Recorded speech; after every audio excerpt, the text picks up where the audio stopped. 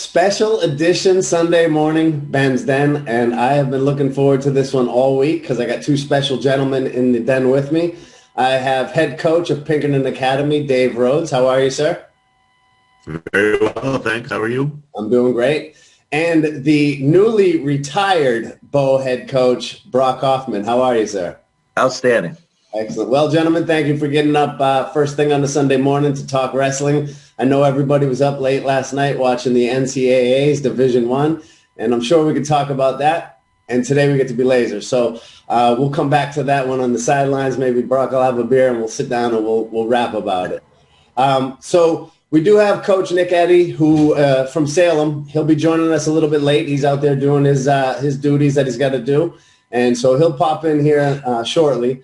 And so we'll get the table set and primed and ready for him. And we want to start the conversation today with Divisions 1, 2, and 3 and the current state of the divisions here in New Hampshire, what's working, what's not working, and how do we continue to move things forward. So as it stands now, we have 3 divisions. And I think that the talk of the wrestling community has been, is that necessary and do we need it? And so I'm going to start with our senior citizen here, Mr. Rhoads.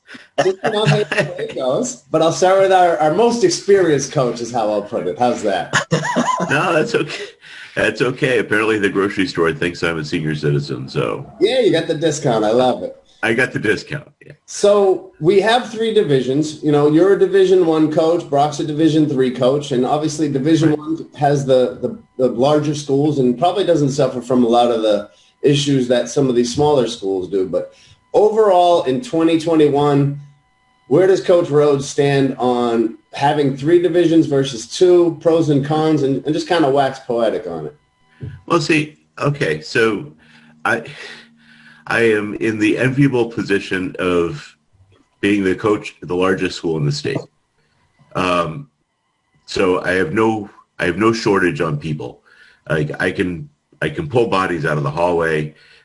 This year being an anomaly, but if I look at it from a big picture standpoint, 3 divisions for I don't know how many schools do we have? We've got probably 40 schools around that. Yeah, I mean, 3 divisions really dilutes the competition when we get to the divisional state meets. I don't have a dog in the fight per se, because I'm going to be Division I forever. I don't see us dropping down, but for the sake of the entire state wrestling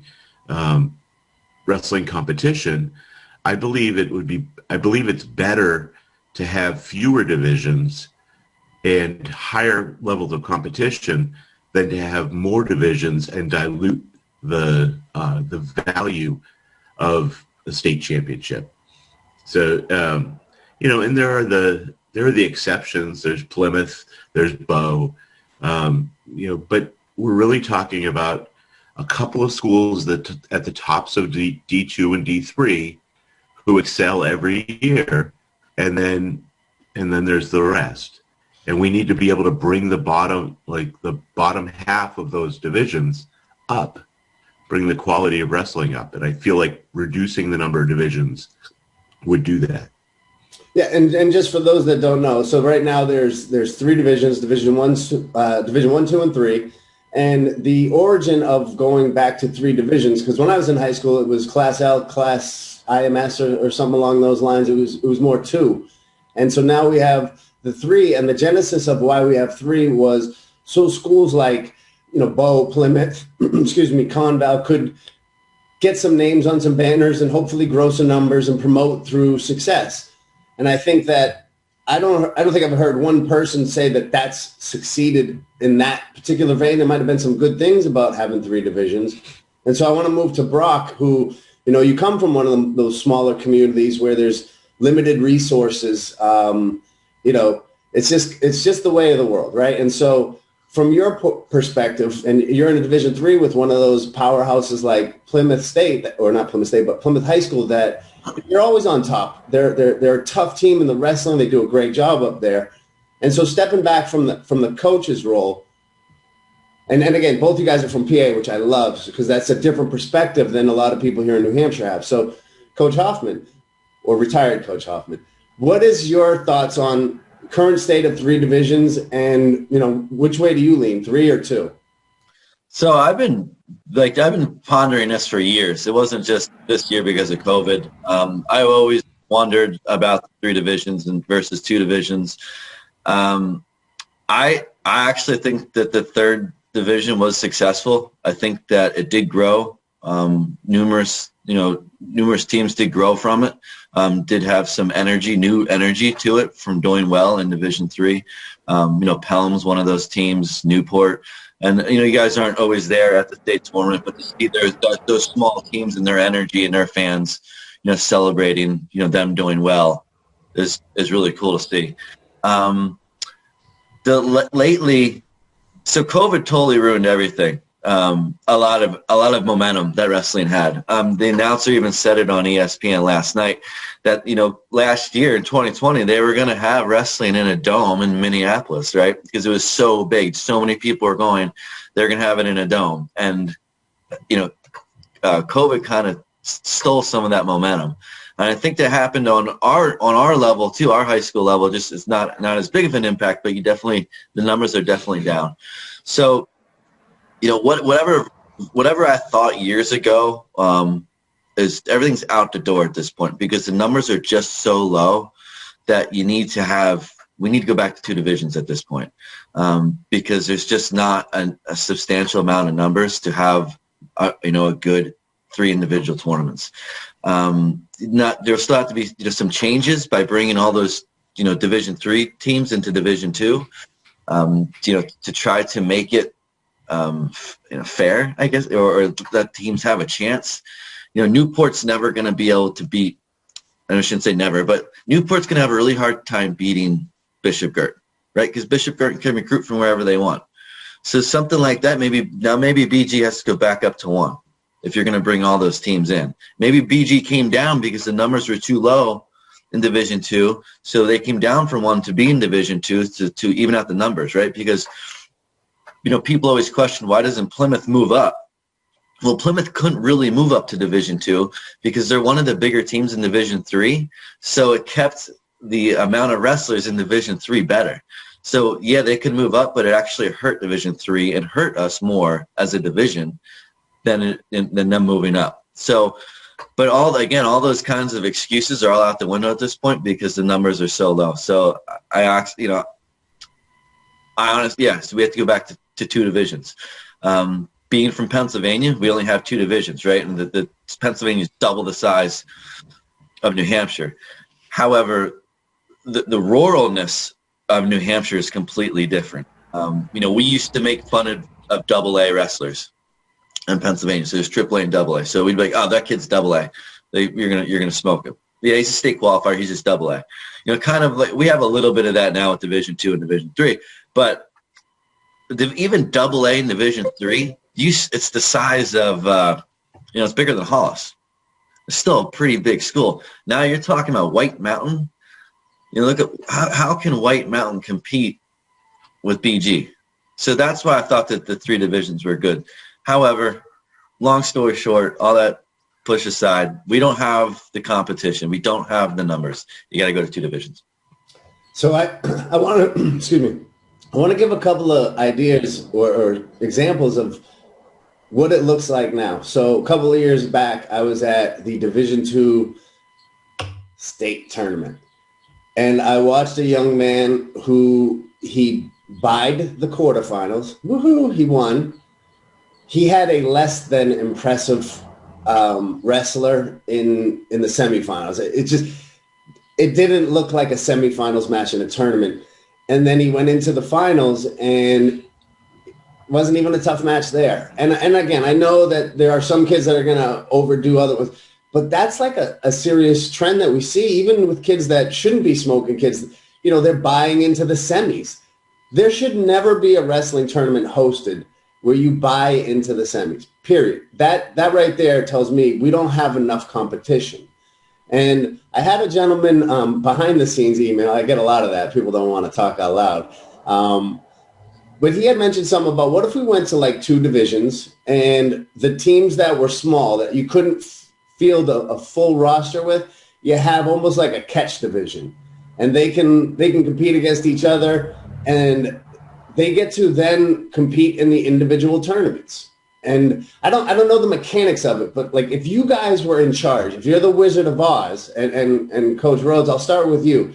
If you're the Wizard of Oz, what do you do to our divisions, and how do we manipulate the tournaments to A, grow the numbers, and B, make it a better product for spectators? So the first thing I do is I drop down to 2 divisions, okay? And the divisions would only be for the purposes of dual meets and the dual meet tournament.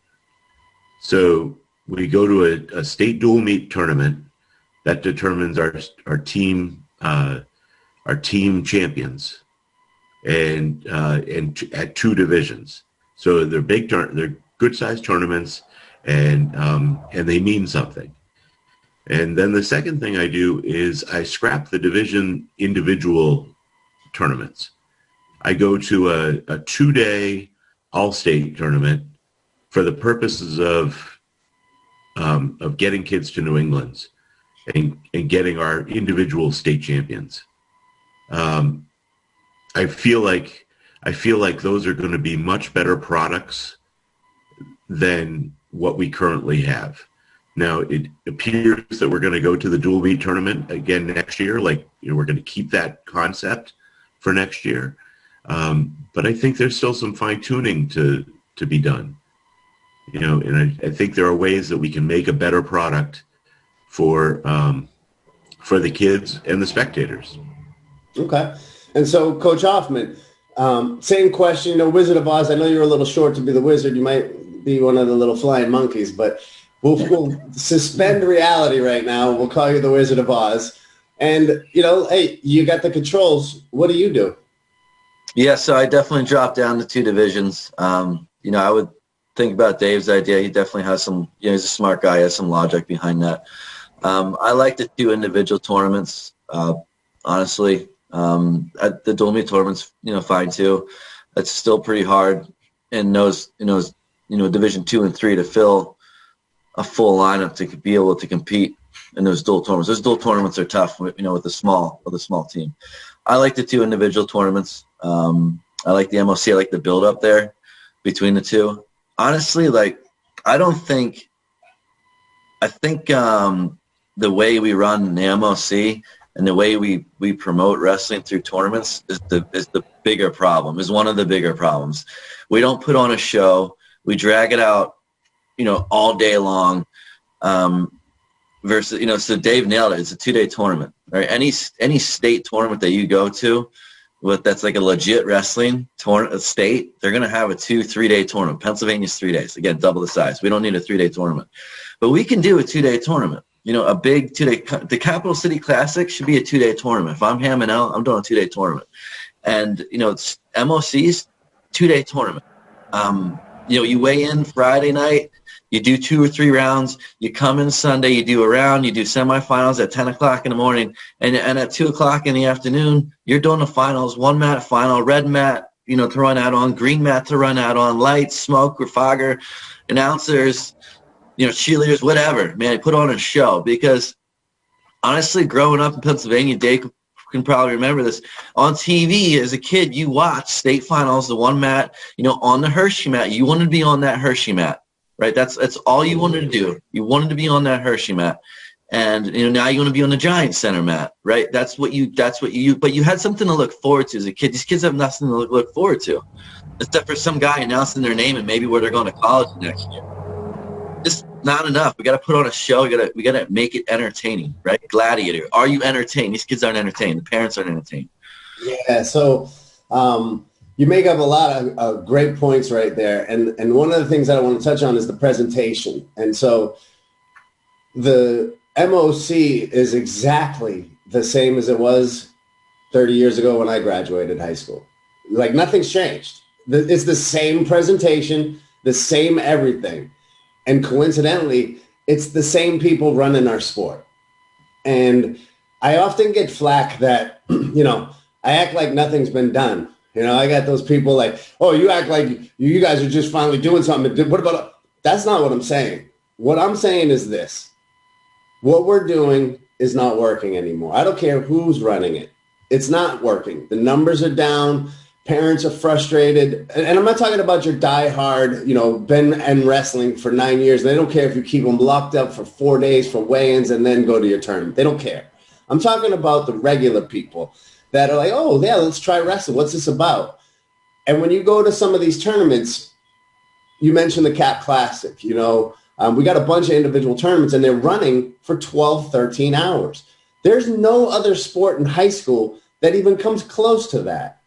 And you had mentioned the dual meets and dual meet tournaments and things like that. They move quicker than the individual tournaments. They're less hectic. And so what are some of the, and Coach Rhoads, I'll go back to you. What are some of the things that we could do as we move from, let's go on the premise that, hey, we go from 3 divisions to 2, right? What can we do here in New Hampshire to make some changes to how we do things? Not the mechanics of the divisions, but how do we promote the sport and grow the numbers? And what can we do a la shortening tournaments, going to dual meet tournaments, managing weight versus cutting weight, things like that. What can we do here to sharpen things up and grow the numbers? That may be an entire show all itself. I mean, to start with, you bring up a valid criticism of wrestling.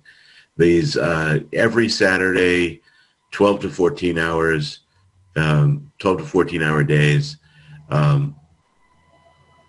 is a real drawback for some kids. It's an obstacle for some kids to go into wrestling. I used to be a strong proponent of you got to wrestle a tournament every Saturday. I'm moving away from that now. Giving my kids more dual meets on Saturdays to be able to have the rest of their day, and most of that is pushback from parents. That they don't want their kids gone 14 hours on a Saturday. I hate to say that I've acquiesced, but yeah, it's a changing society, and I think if you want kids to come out, you have to be able to meet them at least halfway. As far as promotion of the sport, I think that's just got to be a persistent, cultural. It's a cultural change. New Hampshire is traditionally a hockey state, right? I mean, it's a New England thing, but I'm not sure how you get a state to change to a wrestling state. I was born into a wrestling state. I mean, wrestling was kind of my family business. My father had wrestled, and my brother and I both wrestled from the time we were walking. So I don't know what we can do to change that within New Hampshire. We have those pockets, those families. We all know the names, the families who have been wrestling forever, and there's just not enough of them. Well, I think, and Coach Hoffman, I'll go to you in a second, but to me, I think one of the biggest things that is an issue with building the sport is the lack of accountability on the coach's part. And I hear from coaches all over the place, youth and high school, these kids today, they're lazy, they're this, they're that. And the thing that comes up for me is this: we've created those kids. So if we're looking out and we're seeing that, that's what we're creating. And I would love to see some coaches be able to get a little more agile and just adjust and shift to, like you said, the ever-changing society that we're living in. And so, Coach Hoffman, I'm going to give you the wand. How do we, you mentioned, the MOC, flaring that up. What are some other things that we can do to grow the sport here in New Hampshire? And again, we're not going to be PA. Like, I think if that's what our goal is, we're never going to get there. It's smaller, it's a different culture, and there's generations of history in PA. What can we do in New Hampshire just to make wrestling appear on the map? I think you guys are actually doing already. When I say you guys, I'm talking about the youth. I think everything starts at the youth level. You want a good high school team, you want a good middle school team, you need a good elementary team, right? And then you need a good middle school team, and then you need a good, and then you're good in high school. It starts way earlier than high school sports for me.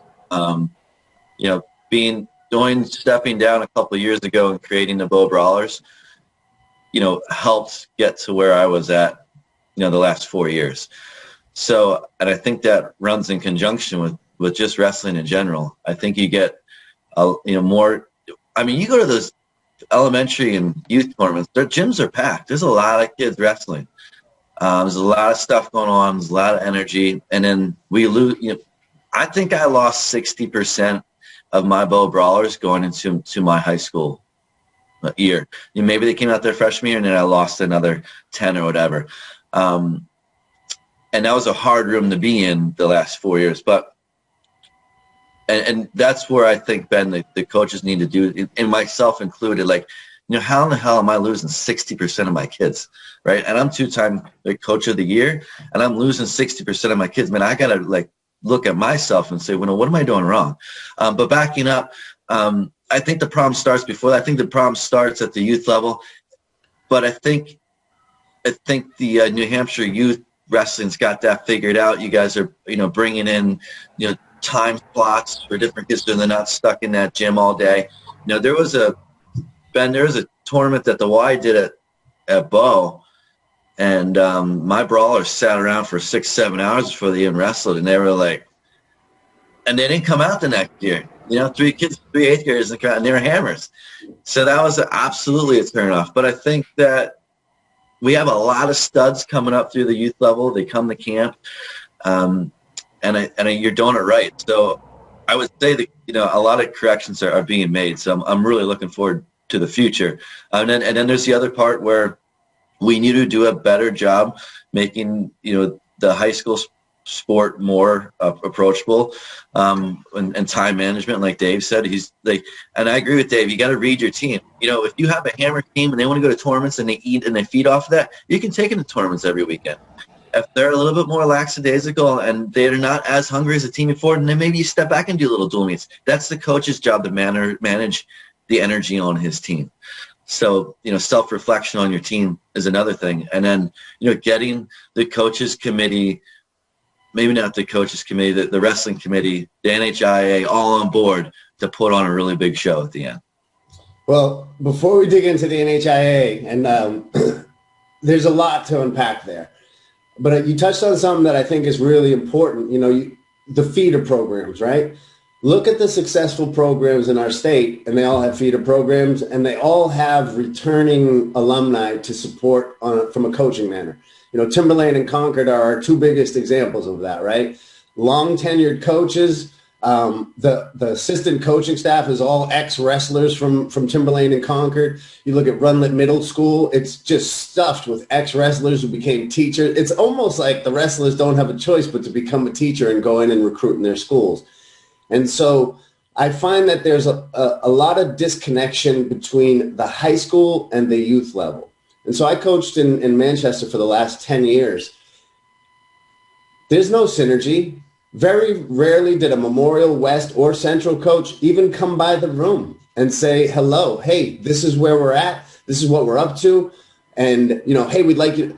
Where's that connection to build the bridge of, hey, I'm the wrestling coach. Here's the road to me. And that starts in 6th, 7th grade, and you start developing the relationships with the parents. And because that's really who you have to enroll, is the parents. If you get the parents locked in, then the kids are going. That's just the way it goes. You'll have those few outliers where they're like, oh yeah, you told me to go, I ain't going. But most kids are they're looking for direction. And so you guys are on the high school level, one in a large area, you know, and Dave, you guys had the Derry Rebels for a while, and there's been some changes over there. So from a high school perspective, what can you and all other high school coaches do to bridge the gap between youth and high school and reduce that, 60% attrition rate to, maybe 20? Well, I think one of the things we used to do it a lot. We haven't really had the opportunity lately, but we used to send our guys down to the Rebels to work with the kids, to give them role models, somebody to look up to, and to really make that connection with the youth. And that was helpful. We have a tough time in our specific situation because none of for as many feeder schools as we have, none of the middle schools have wrestling. Hooks, it's not you with hammer wrestlers? Yeah. We've got nothing. So we rely almost entirely on the Rebels, Smitties, now Bridson's starting a club. And Doughboys. So and the Gogi. Yeah. So so we can't spread ourselves. I mean, I can't send my guys to all those clubs, but it's about making that connection and getting those kids to come to our meets, and see the people or the athletes perform who have been helping them in the room. It's an idolization, really. I mean, there were guys when I was in middle school that I wanted to be them. I wanted to go to Hershey and place in the state, and that drove me. And it started in 5th grade, 6th grade, maybe. So that's got to have something to work for. And Brock, you mentioned that earlier. Like the kids, they don't know what they're working for. What's the real goal? Like if I'm a Division III kid, like is it really like all that stuff? We get to clean that up. And so the disconnection between the coaches on the high school level and the youth level, we get to improve that. And that is really, in my opinion, symbolic of a much larger problem. And that is the NHIAA committee. The things that I hear about them, and again, they're all very honorable men. They put in a lot of time. I'm not taking away from anything that they have done. I'm looking at what do we get to add in 2021, not what you did 10 years ago. Where are we at now? And the numbers are down and all this. And there was something that came up that really surprised the life out of me. And that was that the president and or the vice president of the Coaches Association is not invited nor allowed to attend the NHIAA meeting. And I find that very odd because they have a referee on that committee, and Rick Ross, right? He represents the referees. And I know all those guys are coaches, but they don't represent the coaches. The president and the vice president of their association, that's who represents. And so I don't know if you know the answer as to why they're not involved, but I would be curious to hear. And Coach Hoffman, I'm going to start with you. What is your impression of what the NHIAA has done? What can they add? And what can we do from a structure point of view on that NHIAA committee to make it serve the wrestling community more effectively? Dave, that's not the NHIAA committee. It's the so we have the Coaches Association and then the Coaches Committee, right? And there's some NHIAA members involved. This is the problem. Nobody knows. Exactly. So do you know, Dave? The wrestling committee is there's two. Part of the NHIAA, right? So there's the Coaches Committee that we all know, like the Coaches Association. Yeah. And then there's the Wrestling Committee, which is part of the NHIAA. Okay. And I believe Jeff Collins sits on that. He's the head of the NHIAA, or at least he attends. But we don't know. And, well, yeah. I mean, the committee's always been a mystery to me. I don't know. I don't know what how they operate. I've tried to get on it for years, but I just want to know how they operate and what goes into the process. But I think some transparency would be good. I've heard of organizations that keep things very clandestine. They're called the Republicans, the Democrats, the stock market, everything used to be behind closed doors, right? Because the communication methods, you want me to write up a letter and mail it out to 100 coaches? No, thanks. Now you can type it up and email it out to the world in a minute. And so I think that the NHIAA committee gets to open their doors up and start to show, what are you guys up to? What are you pushing for wrestling? Does that line up with what the coaches who are on the grind with the wrestlers all day, every day, 7 days a week for the months that's wrestling season? I don't care what anybody tells you. Being a high school coach is a 7-day-a-week job. And if the phone rings at 11 o'clock and it was Sterling McLaughlin saying, "Hey, coach, I'm stuck," you're picking up the phone. It's just the way it goes. And it's a beautiful thing. How do we create the bridge and the connection between the NHIAA, which has put themselves in a silo, and not on purpose? Again, I'm not saying it's some conspiracy theory thing. I'm saying it's just the way that it happens. We silo out in life and we don't want to hear feedback. So how do we open it up so the NHIAA gives us open to feedback? So I didn't get to answer your question because I don't want to be held. People are going to watch this and be like, "Oh, well, Brock said this one. It's really not that committee. It's that committee." So I don't know. I'm just being authentic. I don't know. However, I am appalled at the fact that the vice president and the president of the Coaches Association aren't invited to these meetings, because really the coaches have no voice besides of what just the other coaches are there. But our own president's not there. So you got people in the NHIAA coaches meeting or whatever, that these guys have 4-year educational degrees, they're bachelor degrees, they're in charge of the youth of today, and you have all these beautiful minds, and yet not one of them can think, hey, maybe the president of the Coaches Association should be here. How far is your head up your butt that you can't think, hey, maybe we should have the president here? Out of all these, all these 4-year degrees, these teachers in high schools, my mind's blown. My mind's blown, Ben. I don't know. Well, so I get it. I'm right there with you.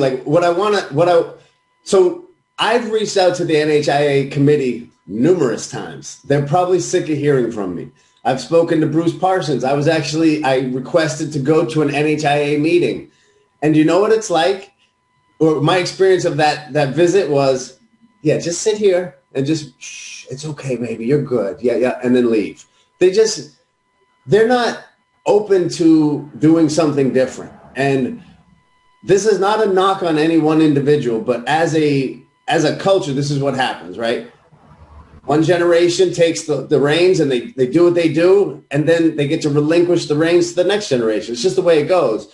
And we have a lot of people on that NHIAA committee that have been around for a long time. And in my opinion, you have two options. Either adjust to do things that serve all of New Hampshire wrestling and not just your team, because here's another problem. The committee members, they got dogs in the game. So they're going to make policies based on what's best for their program because they're human. Not because they're dirty and cheaters. They're human. They're going to try to get an edge. That's the way it goes. What's it look like to put some people on that committee that don't have dogs in the race, that are looking solely at what is best for New Hampshire wrestling?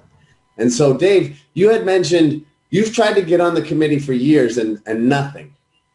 What's the process to get on the committee, and who makes those decisions? Well, I'm not sure who makes the decision. I mean, it's a simple application that can be found on the NHIAA website. It's a statement of interest in being on the committee. You fill that out, you email it to the NHIAA, and then you either hear or you don't. And in my experience, it's mostly don't. Do you guys happen to have any idea who the newest member of that board has been? Like, who's the last person that was put on there or elected there? I believe it was Ham. Oh, shocker. And and it was like it was written perfectly. Coach Eddy, how are you, sir? Good. How are you guys? I'm doing well. You stepped in like it was your act to come on stage and give your performance. And so we're just talking about the NHIAA committee, and you are presently the vice president of the Coaches Association. Is that correct? Or have you officially transitioned up to president? Not officially yet. Okay, but that's the next step. And so one of the things that we were just discussing was the NHIAA committee really kind of being in a silo and the coaches not knowing what's going on, the wrestling community not having any idea what the NHIAA is up to and what their plans are, and are they open to feedback. And so I want to open up the floor to you, who is probably, most frustrated with it being part of the coaches committee. And so, what are your thoughts on the NHIAA and how things are going with their policy making? I just think the communication needs to be opened up more to the Coaches Association as a whole. And we have all these discussions and are told, the committee wants our feedback and all, but, this most recent survey, it's the only survey I've been sent that I can remember where they wanted our feedback. There's been a lot of other decisions that have been made and stuff like that where you don't hear about it till after the fact and you don't have any input. I can remember a Coaches Association meeting a couple of years ago with Coach Manel bringing that up. That was right in our opening fall meeting. And, it's still an ongoing issue. I think some things have gotten better, but there's obviously things that need a lot of improvement. I think I'm in a better spot than most where, my boss, my AD's on the committee, and I have a friend in Brian Bumpus that, I wrestle with in college. So I probably hear about stuff quicker than other coaches do that don't have any connection to it. So I think that's the first step, is there needs to be a better line of communication and more openness between everybody on the committee and relaying stuff to the Coaches Association as a whole. Yeah, well, one thing you mentioned there was, the most recent poll, and just kind of fill everybody in at home. So the high school association had a poll go out, and they posed some questions, based on, we had a different season this year. We had a dual meet tournament. So it was like, hey, what do you think about a dual meet tournament? Do we keep it? Do we get rid of it? Do we get rid of the individual tournament and go straight to the, dual meet championship? They basically kind of offered a few options. And I just want to speak on the fact that if you're using a poll as your main communication tool, you're not going to get any real positive feedback in the sense that the numbers, people just don't respond to it. I put out enough polls through work and personal life that you just get limited results. And to me, it's not the greatest vantage point. Do you guys ever meet with the NHIAA committee? Like, is there ever, like, those two committee meetings, like, do they ever get in the same room and have discussions about what's good for New Hampshire wrestling? No. So what we have is just a committee of members that are just doing what they think is good for New Hampshire wrestling, with weak attempts to get feedback and archaic communication tools. That's what I'm experiencing with the NHIAA right now. And so I want to kind of go back a little bit, guys, and give Coach Eddy a second to, we were chatting about the 3 divisions versus the 2 divisions. And I know that you were part of a meeting where there was some interesting dialogue going on and had you really thinking about the 2-3 division conversation. So, we're at 3 divisions right now. Where do you stand on the matter? I think it needs to go back to 2. I understand why, whatever it was, 10, 12 years ago, we went to 3 divisions and everybody thought that would promote the sport and bring about more numbers. I don't see the evidence where it's done that. Every year we have guys getting into the MOC, our most elite tournament, some that aren't winning a match at all, and they're qualifying for that tournament, or guys that are winning 1 match and they're being crowned state champ. Where's the honor in that? I just, I don't understand it. We have Massachusetts right next door that has 3 divisions with 160, 170 programs, if not more. I mean, they got 16 sections or 12 sections overall in the state, and every one of those sectionals has 12 teams or more. And we don't have the numbers to do that. It should be 2 divisions. We're giving out, medals, state medals, like it's Reese's peanut butter cups on Halloween. This is a sport where you teach kids that everything is earned and not given to you, and having 3 divisions like this is doing the exact opposite. I don't understand the arguments of keeping 3. Well, yeah, as I talk to more coaches, I always try to keep an open mind and trying to see, like, what is the benefit of the 3rd division. And, again, I know that there's some Division III kids out there that won state championships in their tournament, that if it were 2 division, they might not have their name on that banner. And I got it. I want those kids to have their name on I want anybody that earns it to get their name on the banner. And looking away from an individual kid, I just think that we get to look at that 2 division structure again. Coach Hoffman and Coach Rhoads were talking about, a 2-day tournament versus the 1-day tournament. And, when we start, I've heard that, talk before, and Coach Hoffman's been in my ear with that since I met him. And one of the things that I hear, and it's from a lot of the high school coaches, is the kids don't want to be here that long. I don't want to be here. Even I've heard coaches go, no, I just want to get out of here as quick as possible. 2 days, I don't want to do that. And that just makes me nuts. Like, if that's where you're at, get off of the pot. Go let somebody else sit down and do the job. And so where do you stand on a 2-day tournament? What can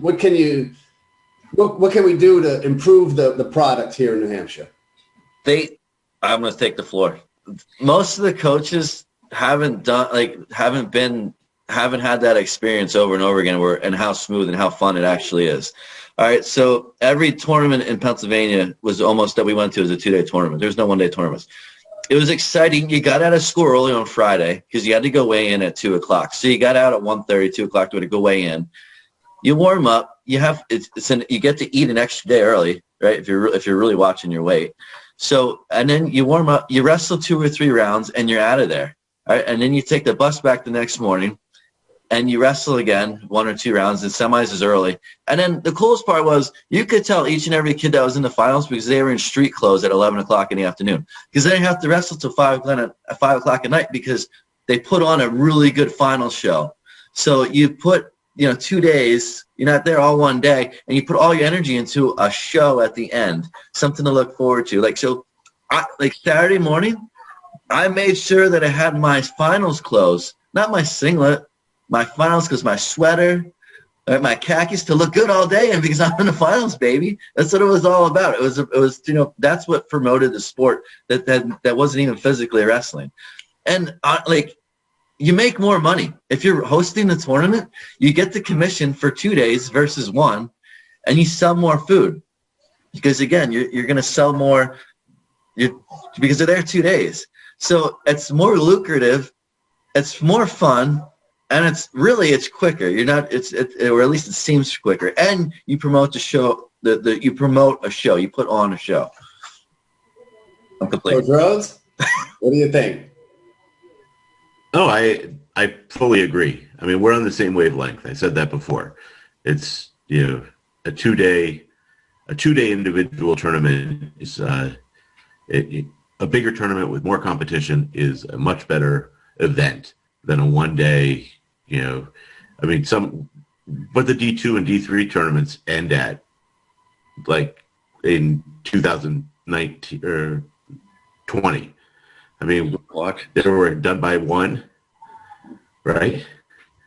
I mean, that's yeah. So it's not a state tournament. It's not a state tournament. And again, Brock, I love what you're saying. Like, I remember when I was in high school, we got to wear our tops over, like our warm-up tops. They were like the nylon breakdance and stuff. But you used to get to wear the tops on the day of your meet. Like if it was Friday, you wore it on a Friday. If it was, Wednesday, you got to wear it on Wednesday. That was a big thing to just be able to walk around school and be like, yep, I got it. And there's that Bo internet. And so the individual tournaments, those are the things where, wrestling is an individual sport. It takes a team to get there. But one of the things on the survey, which I know, Coach Eddy, I'm going to go to you first, that drove you absolutely nuts was the fact that they even considered taking the individual tournament out. So as a guy who, spent a lifetime committed to wrestling, both as a wrestler and now as a coach, where do you stand on an individual tournament? Your thoughts on them trying to maybe remove that, and how do we incorporate that maybe with a dual meet and have both of them? I don't know who pitched that idea. I don't think it was a member of the committee from what I heard. I think committee members were getting feedback from certain coaches. So again, I don't know who pitched that idea, but I think it's insane. Look at what we just went through with this year and all these seniors who just got robbed of that opportunity to compete for an individual state title. So now you're going to consider doing that to them again for a second year? And my understanding is, all of the committee members were on the same page that they had to keep the individual tournaments as is. So it ended up being a dead issue. But you're right. Why was that even pitched by anyone? How does that support New Hampshire wrestling? Right. You don't need to do that. You're talking about giving – in one hand, we have people saying, we need more opportunities. We need to keep 3 divisions. Well, now for the individual kid that's a stud – that the rest of his team isn't that competitive, now you're going to take away his one reason to be on that team. It doesn't add up. Why would you can't do that? So I'm all for having both, as long as it doesn't impact those individual tournaments. I think it's a great idea that last Saturday before our individual state tournaments, a lot of the teams are off anyway. So if you're having your dual meets, semifinal, and state final that Saturday, which is really the only time it would take was equal to a tri-meet. Why not do it that way? I mean, that's what we have. I would hate to give up. I like wrestling Plymouth and Winnicott, and we've had that tri-meet that last Saturday for the last several years. But, unfortunately, you got to make sacrifices if that's what we're going to do. And if it's for a dual meet state tournament, I'm all for it. Yeah, well, see, I think if more coaches and administrators in the sport of wrestling took that attitude on of like, listen, I got it. It's been working. It got us here. And what can we do different to get us to a different space? And so I'm gonna offer you the magic wand of the Wizard of Oz, Coach Eddy. And if you were able to make changes here in New Hampshire, what are your top 1 or 2 items that you think we get to focus on that helps A, build the numbers, and B, grow the sport?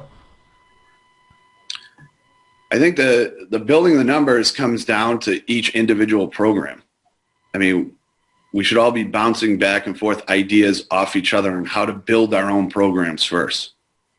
You look at like what Concord does with their social media. Whoever's running their Facebook page is doing a great job. I mean, I follow all their stuff. I think it's awesome.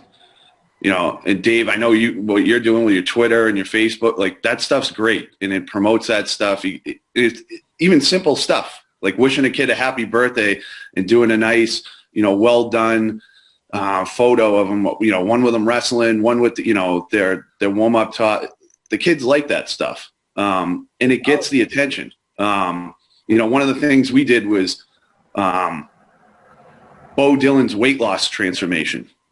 And those pictures got out there, and I had people contacting me from all over the country about it. Like, look at this kid, what he did. And, something simple like that can promote everything. And, the little kids in our school district look up to Bo now. It's just everybody wanted to meet him last year, and he took the time to take pictures of it. Do little stuff like that. Join the football staff. I don't really have the time to do it, but I'll give the time to do 2 to 3 days a week to help the wrestling program out and get our numbers. I'm working on a guy to be a lacrosse coach in the Salem school district now. Get out and toughen up your schedules. We have a lot of programs who don't leave their general area, and they wonder why their team's not improving and progressing. Pinkerton, Concord, Timberlane, Salem, we wrestle all over the place. You know, you got guys, teams in that group. Londonderry goes to Eastern States. You know, you got to get outside of New Hampshire to improve your program. And I get it. Guys are worried like, oh, our guys are going to get beat up and get discouraged and quit. Well, you can't have that attitude. I mean, the last 2, I think maybe 3 years, we've had a guy go into the state tournament with a losing record because we go all over the place. They place at the divisionals, and then they place at the MOCs with season and career losing records just because we wrestled such a tough schedule. But you just got to be willing to step outside your comfort zone and put a lot of work into the off season. I mean, you know, every Sunday morning we're driving guys down to Doughboy just to get them rides, you know, because the younger kids don't have rides all the time. There's 15 guys here right now.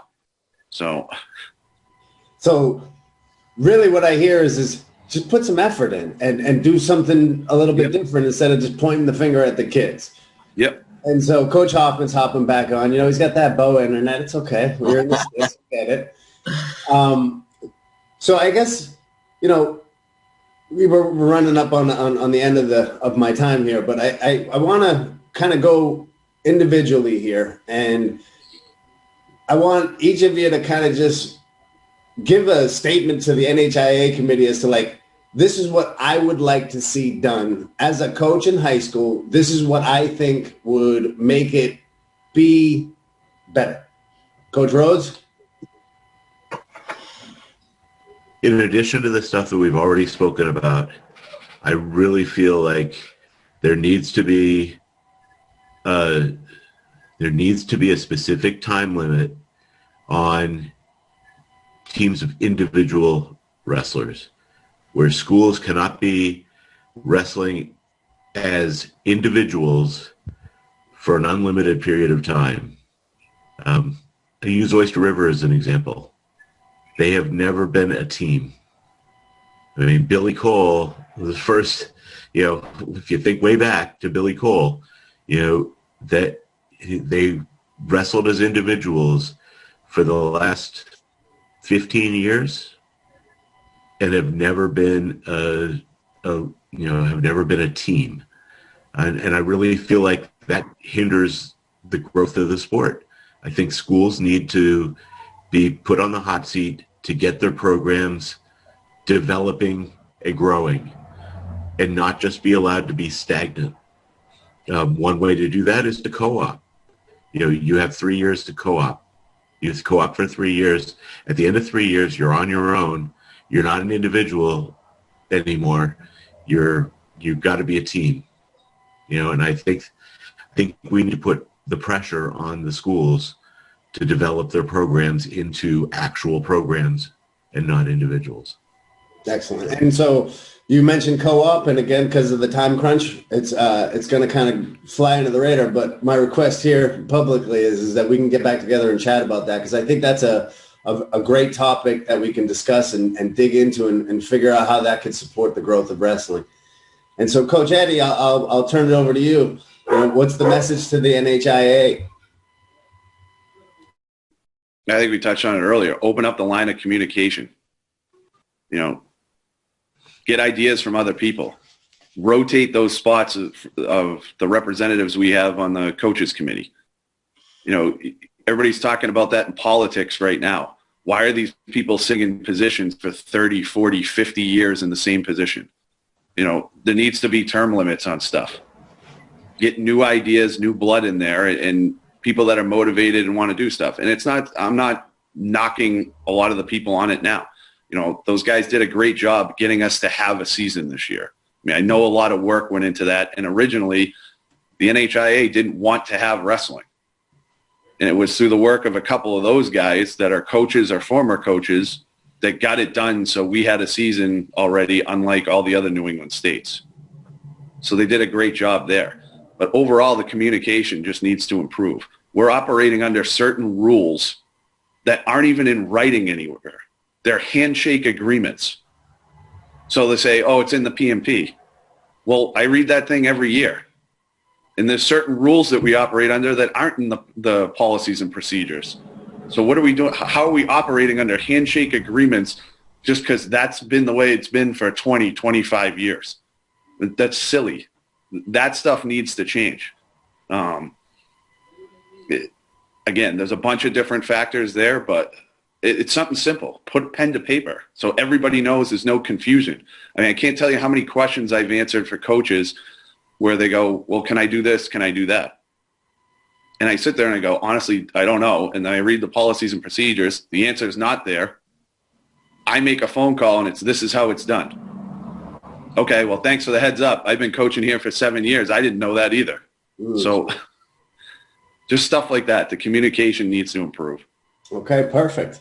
And Coach Hoffman, my most untethered balloon, what's your message to the NHIAA as far as how we can grow the sport in New Hampshire? I'm going to reflect, Eddy. I mean, he nailed it. The communication's, definitely a big deal in rotating those positions. Why do we rotate the wrestling, coaches association positions and not the NHIAA and wrestling committee positions? Why just rotate one and not the other? Well, why rotate the president of the United States, but not New Hampshire Wrestling NHIAA committee members? I mean, I don't know. I don't get it. Obviously I'm pretty stuck on putting on a bigger show. The NHIAA taking it more seriously to, football. We do, they go to, a big, football stadium for states, and I don't have anything against Nashua. I love Adam and the coaches over there, and they do a great job, but let's put on a bigger show, man. Let's just, that for me, that's what touched me growing up was all about the show. But it starts with communication, and it also starts with like Eddy said, bring new blood and new ideas. Well, though, that's great. We absolutely should, but it can't be dismissed right away because we've been doing things for so long, for so many years. Someone's actually got to be open to those new ideas come in and not just dismiss it and let us run with it. I did, Ben, you were there. I don't know if Dave or Eddy came at all, but we did that old school classic and the gym was packed. I mean, packed. It was the biggest wrestling event that I've been to besides MOC's. And we raised $2,000 in an hour and 15 minutes. And to help feed our program to go to Vermont for, a holiday tournament. But we had a red carpet, we had a green carpet, we had spotlights, we had guys like dressed up in men in black for security, like just had a good time. And we raised more money, people had fun, and they were in and out. It's not that hard, but you just got to trust your people that have the energy and not be so hung up on the way we've been doing it. Beautiful. Well, I will end it with my message to the NHIAA, which is listen to the coaches. They're the ones that are in the trenches. I don't know nothing. I'm just trying to spark some conversation to get something to shift because I love the sport. And so my invitation to the NHIAA is open up, let us in, and come talk to us. Come here, come talk to us. Let me ask a couple of questions. Let people know so that there aren't the unanswered questions. And I want to say thank you to you three honorable men for taking the time on a Sunday morning to chit chat wrestling with me.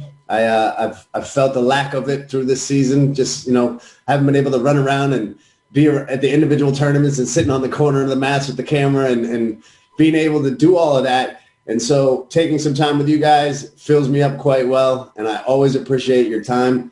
Keep up the great work that you're doing in your own programs, and I love that you're a voice not just for those programs, but also for all of New Hampshire wrestling.